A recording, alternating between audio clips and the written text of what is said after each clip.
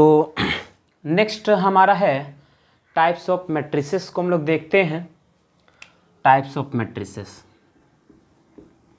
और types of matrices में जो हमारा पहला मैट्रिक्स है वो हमारा रो मैट्रिक्स।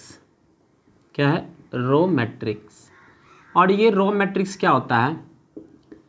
रो मैट्रिक्स होता है matrix having only one raw, matrix having one raw, इसको हम लोग क्या कहेंगे? रॉ मैट्रिक्स कहेंगे। और एग्जाम्पल इसका देखना चाहें तो ये हो जाएगा आपका 1 2 3, यही आपका क्या रॉ मैट्रिसेस है, एक रॉ है और कॉलम कितना भी हो सकता है। तो ये रॉ मैट्रिक्स का जो ऑर्डर जो होगा, इसका ऑर्डर हमेशा 1/n आपका होगा। ठीक है। दूसरा जो हमारा मैट्रिक्स है वह हमारा कॉलम मैट्रिक्स। ठीक है, कॉलम मैट्रिक्स। और कॉलम मैट्रिक्स क्या होता है? मैट्रिक्स हैविंग वन कॉलम, इसी को हम लोग क्या कहते हैं? Column matrix.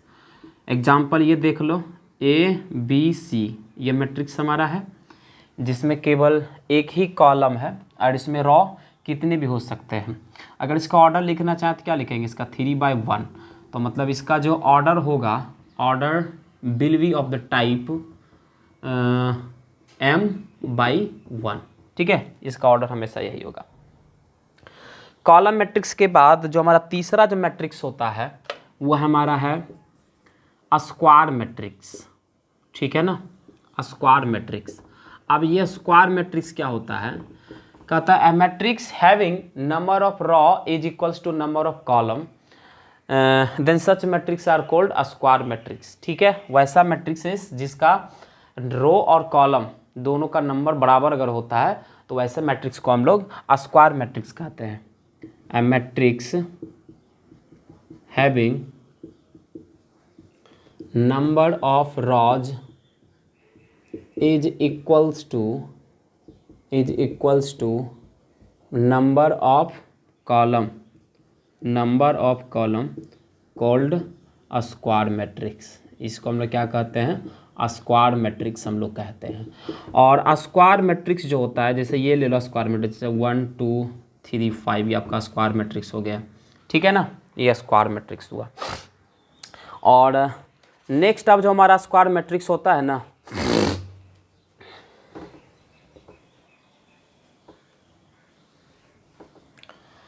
और स्क्वायर मैट्रिक्स के बाद नेक्स्ट जो हमारा है वो है डायगोनल मैट्रिक्स। ठीक है, डायगोनल मैट्रिक्स।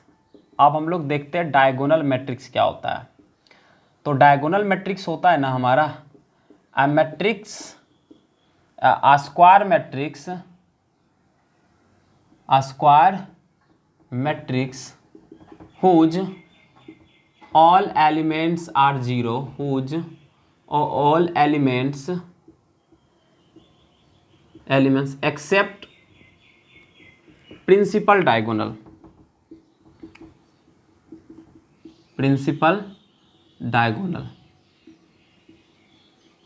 आर 0, इसी को क्या कहते हैं? Called diagonal matrix.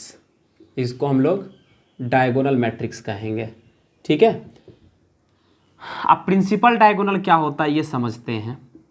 जैसे हमारे पास ये मैट्रिक्स है कुछ A11, A12, A13, A21, A22, A23, A31, A32 और A33। तो ये जो आप देख रहे हैं ना, ये आपका कहलाता है प्रिंसिपल डायगोनल। क्या कहलाता है? ये आपका प्रिंसिपल डायगोनल कहलाता है। ठीक है ना। और ये जो आप मैट्रिक्स को देख रहे हैं, ये मैट्रिक्स आपका ये कहलाता है आपका ऑफ डायगोनल या फिर फॉलोइंग डायगोनल हम लोग कहते हैं। ठीक है, फॉलोइंग डायगोनल। और आप लोग को बच्चा याद रखना है कि जब कभी भी हम लोग मैट्रिक्स में डायगोनल की बात करेंगे तो हम लोग प्रिंसिपल डायगोनल की बात हम लोग कर रहे होंगे। ठीक है। और तो क्या बोल रहा था, इसका सारा एलिमेंट जीरो होना चाहिए, सिर्फ प्रिंसिपल डायगोनल को एलिमेंट को छोड़ करके। तो इसका अगर थोड़ा सा मैथमेटिकली अगर इस डेफिनेशन को लिखना कहें तो जहाँ आपको ए आई, जहाँ पर आई इज इक्वल टू जे मिलेगा वहाँ पर आपको जीरो नहीं लिखना है, जहाँ I is not equal to जे मिलेगा वहाँ पर आपको जीरो लिख देना है। देखिए यहाँ पर क्या A11 है, तो ये क्या हो जाएगा आपका, ये जीरो नहीं होगा, A11 को रहने दो सॉरी। यहाँ देखो I is not equal to जे है तो ये जीरो हो जाएगा, यहाँ I is not equal to जे है तो ये जीरो हो जाएगा, यहाँ I is not equal to जे है ये जीरो, यहाँ आई इज इक्वल टू जे है तो ये रह जाएगा, ठीक है। यहाँ पर I is not equal to जे तो ये जीरो देखो कर दो, यहाँ पर I is not equal to जे है तो ये भी जीरो कर दो सॉरी। यहाँ पर भी देखो I is not equal to जे तो जीरो कर दो, यहाँ आई इज इक्वल टू जे तो इसको एज इट इज रहने दो, ठीक है ना। तो ये जो ऐसे जो बनते हैं मैट्रिसेस, इसको हम लोग क्या कहते हैं, डायगोनल मैट्रिक्स हम लोग कहते हैं। डायगोनल मैट्रिक्स के बाद जो नेक्स्ट मैट्रिक्स हमारा आता है वो हमारा आता है scalar matrix. Scalar matrix scalar matrix क्या होता है, अ diagonal matrix, a diagonal matrix, a diagonal matrix whose principal diagonal elements are equal, whose principal diagonal elements are equal, principal diagonal elements are equal, इसी को हम लोग क्या कहते हैं, स्केलर मैट्रिक्स।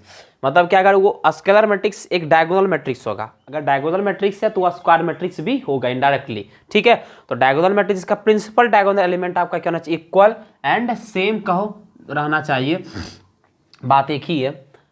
अगर डायगोनल एलिमेंट आपका अगर इक्वल होता है तो उसको हम लोग क्या कहते हैं, स्केलर मैट्रिक्स हम लोग कहते हैं।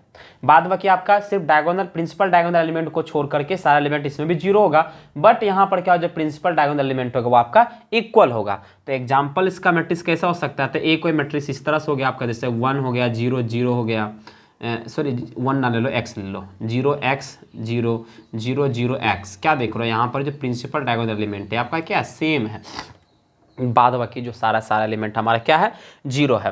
तो ऐसे मैट्रिक्स को हम लोग क्या कहते हैं, स्केलर मैट्रिक्स कहते हैं। इसके बाद से जो हमारा नेक्स्ट जो टाइप्स ऑफ मैट्रिसेस जो है वो हमारा है वो आइडेंटिटी मैट्रिक्स है। अब आइडेंटिटी मैट्रिक्स क्या होता है तो इसको हम लोग देखते हैं, ठीक है। तो आइडेंटिटी मैट्रिक्स को, आइडेंटिटी मैट्रिक्स, आइडेंटिटी मैट्रिक्स, और समझते हैं आइडेंटिटी मैट्रिक्स क्या होता है। आइडेंटिटी मैट्रिक्स होता है ना कि वैसा डायगोनल मैट्रिक्स जिसका प्रिंसिपल डायगोनल एलिमेंट 1 हो या फिर डायगोनल एलिमेंट 1 हो, उसको हम लोग क्या कहते हैं, आइडेंटिटी मैट्रिक्स कहते हैं। हम diagonal matrix,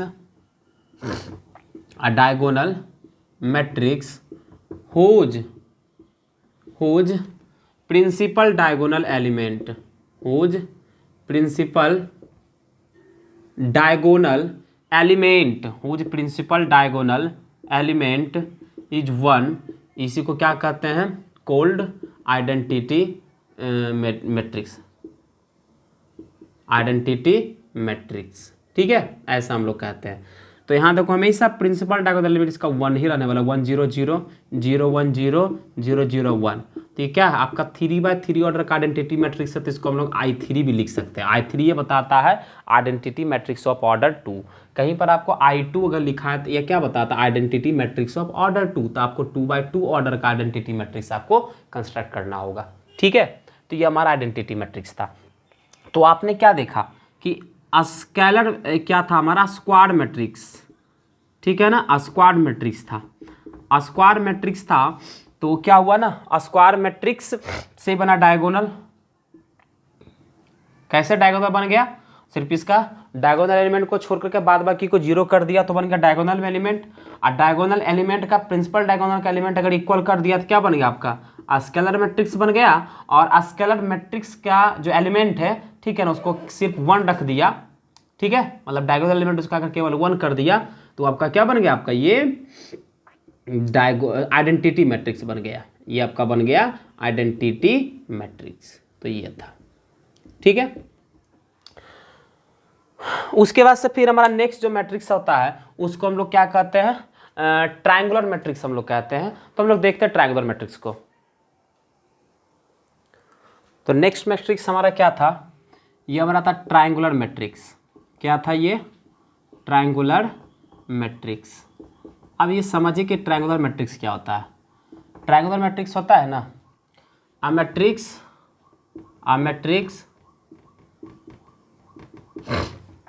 whose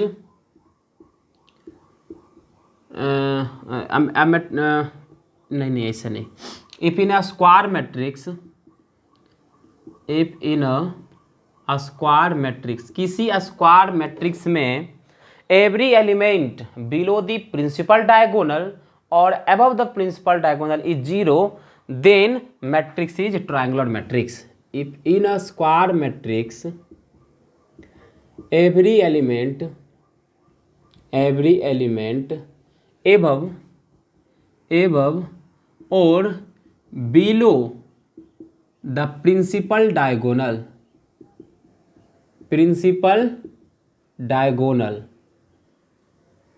is zero, then matrix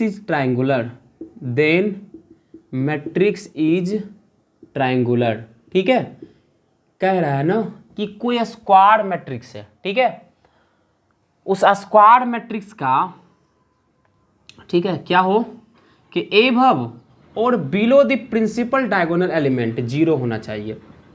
तो सबसे पहले प्रिंसिपल डायगोनल का एलिमेंट लिख दो, ए बी सी लिख दिए, और एक में क्या करते हैं, इसका प्रिंसिपल डायगोनल का नीचे का एलिमेंट जीरो कर दे, क्योंकि मैं 3x3 ऑर्डर का मैट्रिक्स बना रहा हूँ।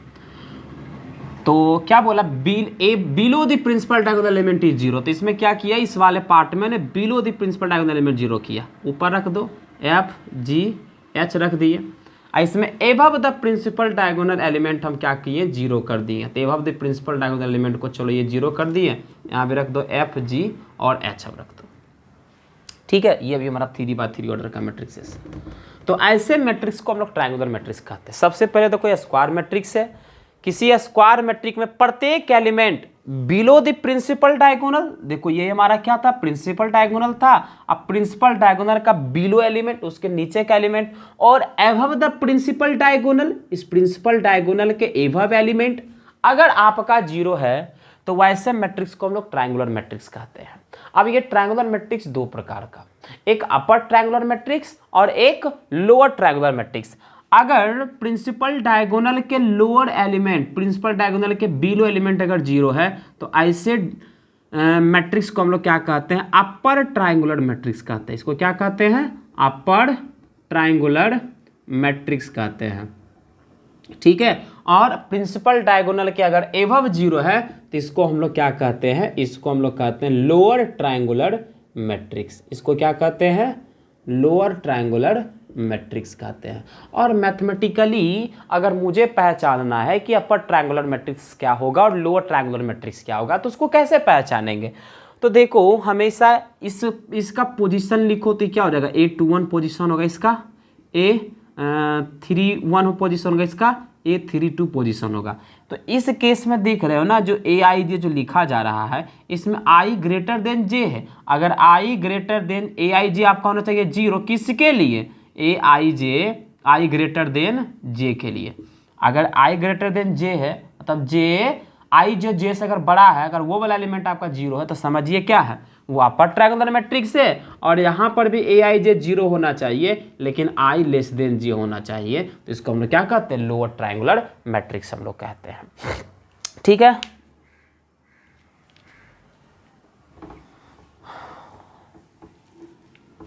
इसके बाद से हमारा जो नेक्स्ट मैट्रिक्स है, वो हमारा है ट्रेस ऑफ मैट्रिक्स। अब ये ट्रेस ऑफ मैट्रिक्स क्या होता है, इसको हम लोग देखते हैं। Trace of matrix,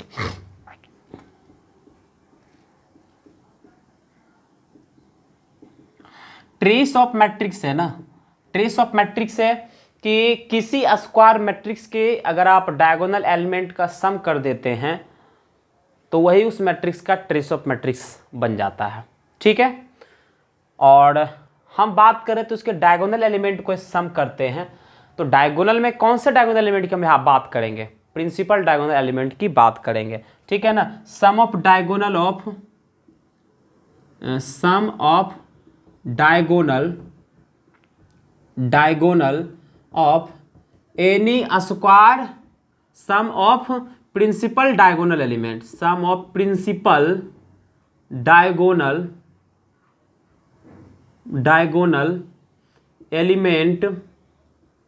element of any square matrix, of any square matrix, any square matrix called trace of matrix, trace of matrix. और इसको लिखते हैं इस तरह से, ट्रेस ऑफ ए, जिस मैट्रिक्स का आप डायगोनल एलिमेंट का सम करेंगे ट्रेस निकालने के लिए, उस मैट्रिक्स को आप इस ब्रैकेट के अंदर आप रख दीजिएगा। ठीक है, तो मतलब ये ट्रेस ऑफ ए जो होगा ना आपका, कुछ A11 plus A22 plus A33 plus dot dot dot क्या हो जाएगा, एन तक आपका ये जाएगा कुछ आपका। और इसी को अगर समेसन में लिखना चाहें तो लिख सकते हैं summation of Aij equal to 1 से लेकर के n तक करेगा तो आपको आ जाएगा। और यही हमारा क्या होता है, ट्रेस ऑफ ए होता है। अब इसकी कुछ प्रॉपर्टीज को देखेंगे ट्रेस ऑफ मैट्रिक्स की, लेकिन इसकी प्रॉपर्टीज को अभी हम लोग प्रूफ नहीं करेंगे क्योंकि बहुत सारी चीज़ें हैं जो कि मुझे अभी यहाँ पता नहीं है। तो फर्दर जब वो सारी सेगमेंट को हम लोग पढ़ेंगे तो उन सारे जगहों पर एक एक प्रॉपर्टी का हम लोग वहाँ पर प्रूफ देखेंगे, कैसे क्या हो रहा है, इन सारी चीज़ों को देखेंगे। फिलहाल तो बस मैं आपको जो कह रहा हूँ जस्ट उसको आप अपने माइंड में रख लीजिए, कहीं नोट कॉपी में लिख करके याद कर लीजिए उसको। ठीक है, तो पहला जो प्रॉपर्टीज़ का होता है ना कि ट्रेस ऑफ ए करो या फिर ट्रेस लो ए के ट्रांसपोज का, ये दोनों आपस में बराबर होता है। ठीक है, दूसरा क्या कहता है, ट्रेस लो के टाइम्स ऑफ ए लो या फिर ट्रेस ऑफ ए ले करके तब उसका के टाइम्स कर दो, यह दोनों भी आपस में बराबर होता है। तीसरा कहता है कि ट्रेस ऑफ ए बी लो, ठीक है, और ट्रेस ऑफ बी ए लो, यह दोनों आपस में बराबर होता है। और चौथा प्रॉपर्टी कहता है कि जो ट्रेस जो होता है ना आइडेंटिटी मैट्रिक्स का एन ऑर्डर का, तो उसका हमेशा एन ही मिलता है। ठीक, जैसे आपको कह देगा बताइए trace of identity matrix of order 3, तो क्या मिल जाएगा, 3 मिल जाएगा। कैसे 3 मिलेगा, तो आप देख लो भैया, ऑर्डर 3 का जो आप बनाओगे आइडेंटिटी मैट्रिक्स कुछ ही बनेगा 1 0 0 0 1 0 और 0 0 1, ये बताओगे तो एन 3 रो हुआ, 3 कॉलम हुआ। अब ट्रेस ऑफ मैट्रिक्स निकालने के लिए इन कहते हैं A11 plus A22 plus A33, मतलब इन तीनों का सम करेंगे तो हमें 3 मिला, मतलब ऑर्डर 3 का मैट्रिक्स था तो इस तरह का हमें 1 1 3 1 मिलेगा, तीनों का सम 3 आएगा। उसी प्रकार जब आपका ऑर्डर n का होगा तो इस तरह से 1 1 n टाइम्स आएगा, इसीलिए इसका ऑर्डर क्या, इसका सम क्या वो आपका n आया। तो ये कुछ हमारा था trace of matrix. Trace of matrix के बाद से जो हम लोग नेक्स्ट हम लोग एप्लीकेशन देखेंगे, नेक्स्ट मैट्रिक्स हमारा वो सिंगुलर मैट्रिक्स होगा। ठीक है, तो हम लोग देखने वाले हैं कि अब सिंगुलर मैट्रिक्स क्या होता है। ठीक है, सिंगुलर मैट्रिक्स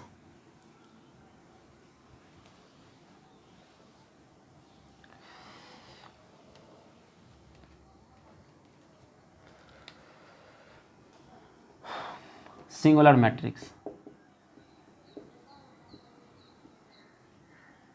एंड, और दूसरा होता है non singular matrix, singular and non singular matrix. ठीक है, if any square matrix, if any square matrix A, कोई एक स्क्वायर मैट्रिक्स लो A, if determinant of A equal to 0 then matrix is singular, then matrix is singular.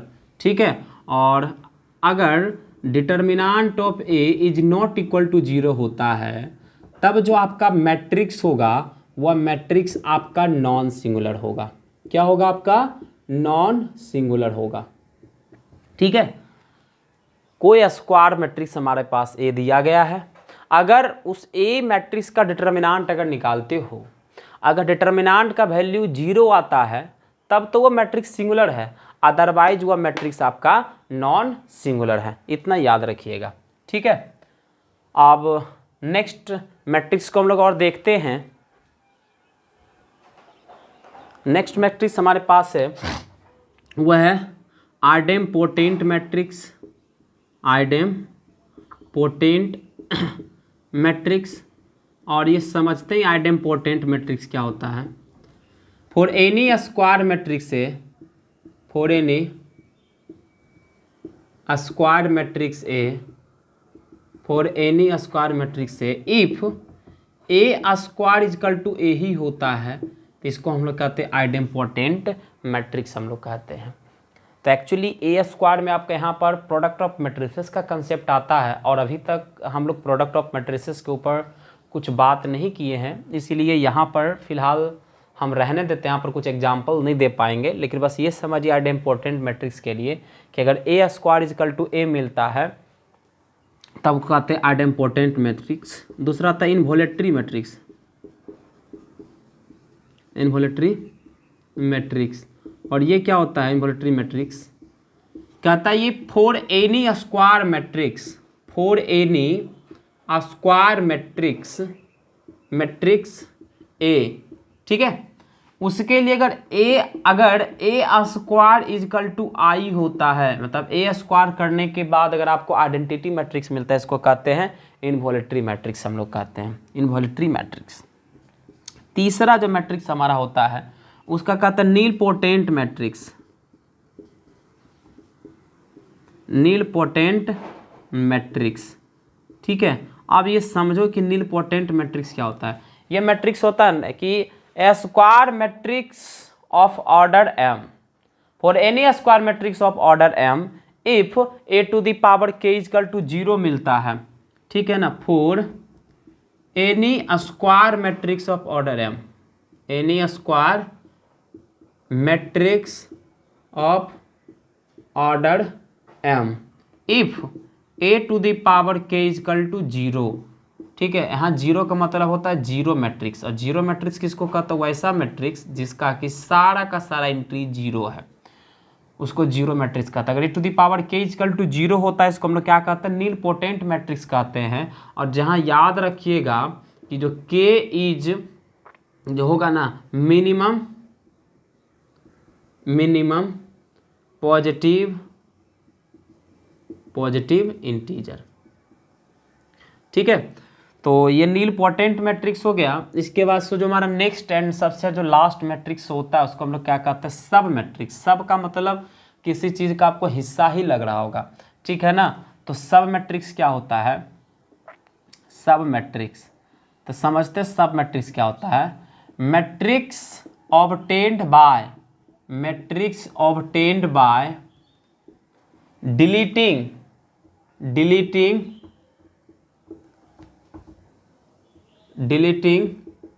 It's rows and column, rows और column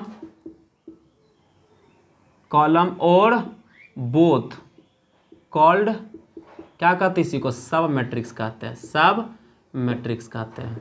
जैसे हमारे पास तो ये matrix था 1 2 3 7 9 3 5 5 7, ये मैट्रिक्स हमारे हैं। तो A11 के हिसाब से ये रो को आप डिलीट कर दो, मतलब हटा दो, तो जो मैट्रिक्स बना 9 3 5 7 ये मैट्रिक्स आया, इसको हम लोग क्या कहेंगे? इसको हम लोग सब मैट्रिक्स कहेंगे, ठीक है। कोई दिक्कत नहीं ना। आप याद रखिएगा कि आप जिस भी एलिमेंट को उठाइएगा सब मैट्रिक्स बनाने के लिए, उसके रो और उसके कॉलम को बस डिलीट कर दो, जो मैट्रिक्स बचा उसको लिख डालो, वही आपका सब मैट्रिक्स होता है। तो इस तरह से हमारा जो सेकेंड पार्ट भी था, इसको कहते हैं हम लोग टाइप्स ऑफ मैट्रिसेस का, वो ख़त्म हो गया।